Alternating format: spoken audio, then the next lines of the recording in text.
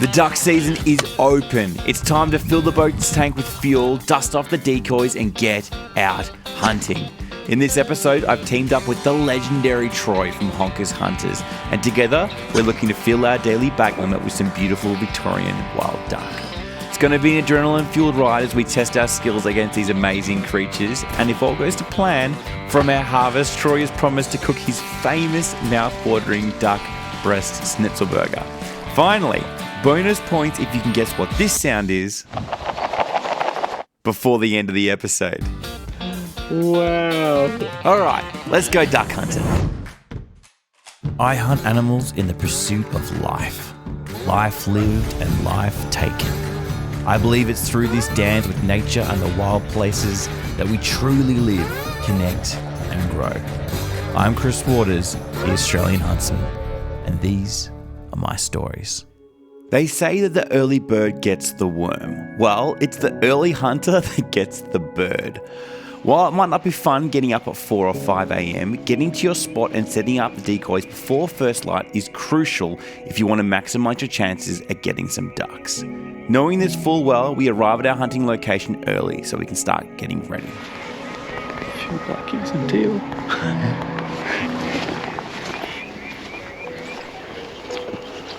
Are these the decoys? Yeah, just the decoys. So we've, unfortunately, reached the end of where we were walking. Troy's just walked back to where we came in and said he had an idea. Also, it's pretty deep there, so we'll see what he's come up with.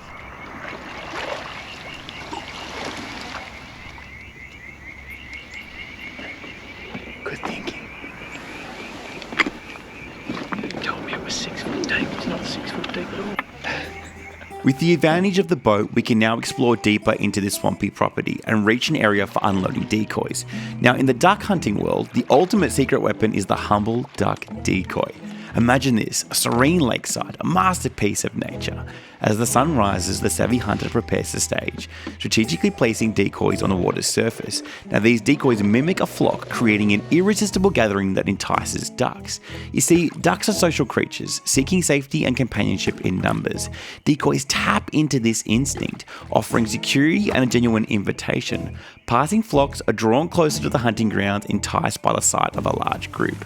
Now, decoys can also lure ducks in back after an initial shot. In the moment of confusion, ducks will seek a safe place to land, and if you've done your job correctly, they can land right back in front of you. Now, each decoy needs to be carefully positioned. Too close and it looks too fake. Too far apart, well, that doesn't give the duck party vibe that we want. Just like Goldilocks and her porridge, it needs to be just right. At the end of the day, using decoys is an art form. It honours hunting traditions while embracing the challenge and the rewards it brings. So, next time you're out duck hunting, remember the power of the humble decoy.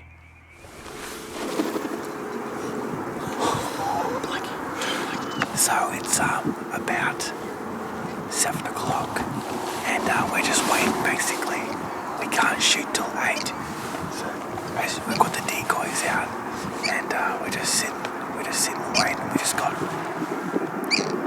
absolutely turboed by some blackies that just flew over, but it is cold. It's a cold morning. So here comes the night. It's pretty cold. Do you want to give the plug for your AMO sponsor? Once I just dipped everywhere. It's all part of it. They are a good show. Don't drop it in the mud.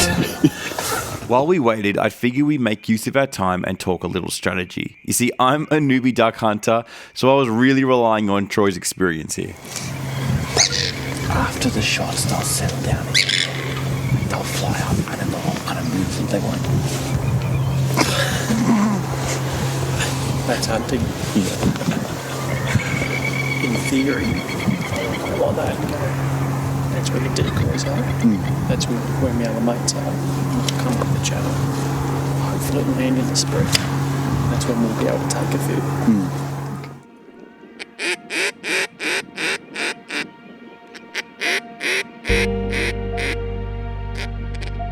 With everything in place, all that was left to do was sit and count the minutes until we could shoot. Now I can understand why this frustrates some people. With game ducks in the air, it can feel like you're missing out on opportunities. But I'd encourage people who feel this way to temper their frustrations and enjoy the moment of stillness. Take in the beautiful vista that the morning is offering you. Watch the birds, take note of their behaviour. This brief window provides the perfect opportunity to get a clear look at the sky and see what the birds are doing. Use the time wisely. You might even find you need to adjust your strategy at the last minute. Or at the very least, take a moment to be still and mindful. It won't be long until the adrenaline is pumping through your veins and the stillness will be gone.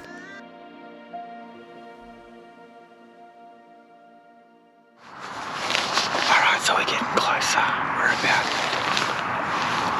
7:45, and we're just waiting. It turns out most of the duck are in a circular dam about 100 metres away, and Troy thought they'd be in this channel with the way the wind was going, but just like deer hunting, things change. So we've now pushed the boat out a little bit, moved it, and we're going to stand behind this bit of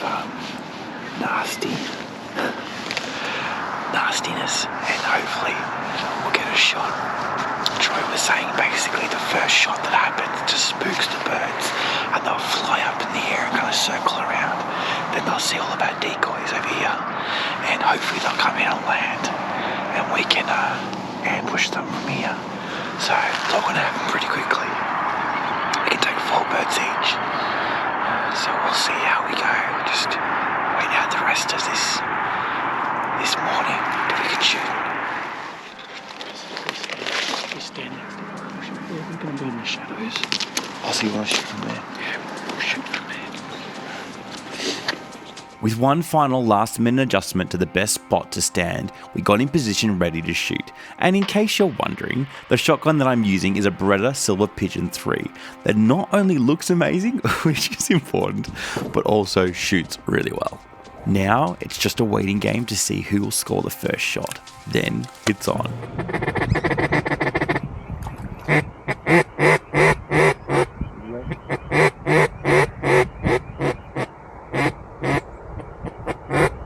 There's 2 teal in the spread. Shoot them.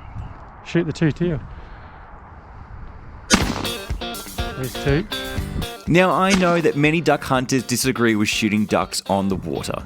The Sportsman Code has long considered it both unethical and unsportsmanlike to do so, but hear me out. While the rule aims to promote fair play and sportsmanship, my concern is that the promotion of these values may inadvertently have negative consequences.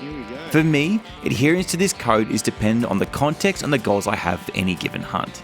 You see, while shooting at flying ducks promotes fair chase and requires more sportsmanship and skill, it also increases the likelihood of wounding.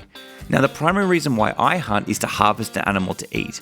So when it comes to hunting, I want to ensure that I have the highest probability of a clean and ethical kill. A duck on the water not only offers a higher probability of success, but it also offers a higher probability of recovery. At the end of the day, it's important to remember that opinions on hunting ethics vary among individuals. The sportsman rule is followed by those who prioritise the fair chase and the challenging aspect of the hunting experience. However, it is equally important for hunters to practice responsible shooting and ensure ethical considerations to minimise suffering and maximise the likelihood of a successful harvest.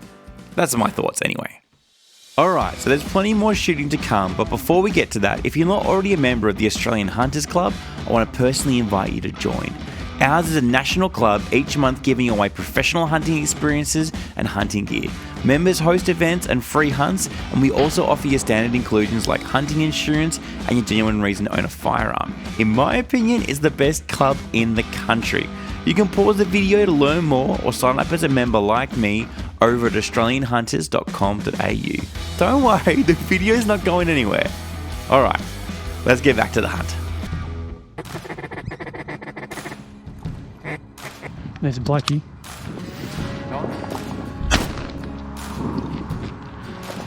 Oh, beautiful bird, especially when you get that sunlight Yeah, off that reflection, off that wing. Yeah, gorgeous.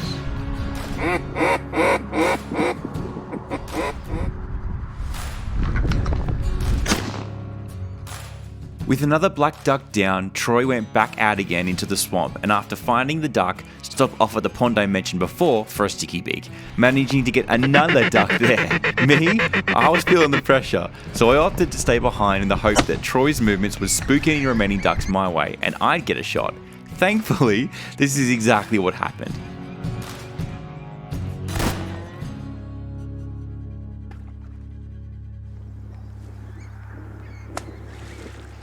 So that went well. That went really well. I got another one down, so now I'm three, which is nearly my daily bag limit. The first shot was 2 in a row, so pretty happy with that. I saw a few of them flying over, and just kind of behind this scrubby bush behind me. I thought I'll just wait till they kind of curve around, and sure enough, just as they curved around, it was just close enough, and I knocked it and went straight down into the water. So that's good. 3, and there's still time, but I'm looking forward to eating one. I'm getting hungry. I'm getting real hungry. I've been up since early. It's good fun though, man. It's good fun. So different from deer hunting. So different, but really fun nonetheless. With the hunting done, it was now time to pack everything back into the boat and make our way back to the cars for lunch. After all, I hadn't forgotten about Troy's promise to make me his famous duck schnitzel burger. With the excitement of the morning, it's nice as well to have a cruisy boat ride back, enjoying the flight of the grebes as they dance across the water or the beauty of the marsh. It's hard to imagine anyone not liking this lifestyle, and yet some do. So Troy and I were just cleaning up his blackie, and his neck is like chocker full of what we think are beans. It's like literally, if you hang him down, you can see all of that is beans. It's actually got a bit of a... It's like a mini bean bag. It is a bean bag. We'll have a look. Let's have a look. Oh my god. Wow.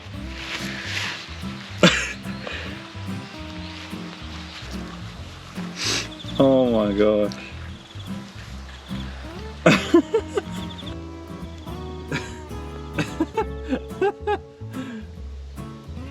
Wow. That's a lot of beans. That's a lot of beans. Now that is one black duck. Imagine how many 500 are doing to the farmer's crop. Yeah. To his bean crop. Look at that. That's crazy. Send that to the farmer. Wow. Jeez. Now he looks anorexic. He does. Now it is a bit comical, but humour aside, Troy's made a great point. This is the amount of beans that one black duck ate this morning alone from one farmer's property. Now include the rest of the 500 ducks that were grazing on that field. Now push that out to a week of grazing, or a month, and that's just how much damage a flock of ducks can do to 1 square kilometre of farming property. Imagine what they're doing across Australia each day. Now, I'm not suggesting that we cull all the ducks, not at all. Ducks are amazing and beautiful creatures and play a vital role in our ecosystem and should be valued. I just think that it's important that we all appreciate and value the role hunters play in supporting important industries like farming.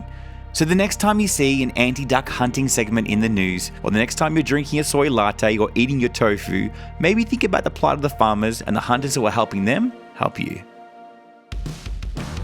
For those playing at home, here's the duck stitzel burger recipe. First, make sure you have a clean prep surface to work on. Second, put some homemade snags on the barbecue to cook while you're prepping the duck. You may get hungry. Now you can remove the feathers from the breast of the duck.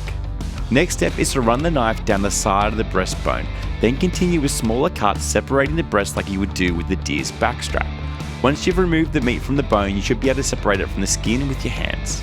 With the breast now removed, you can tenderize it with either a hammer or a portable tenderizing roller like this one. Next step is to season the meat.